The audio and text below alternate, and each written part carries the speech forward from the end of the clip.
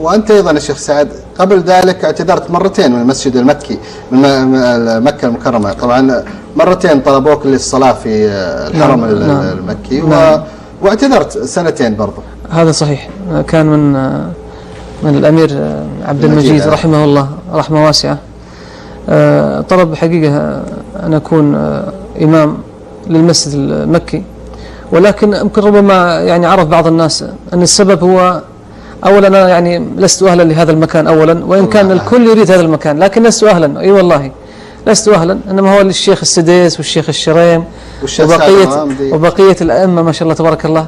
لكن كان فيه يعني رغبة من الوالد والوالدة حفظهم الله أني أبقى يعني قريبا منهم، وحقيقة استجبت يعني هذا الأمر، أنا أبقى قريب منهم. يعني ما تشعر بندم أو شيء من هذا؟ لا بالعكس، طالما أنه في رضا الوالد.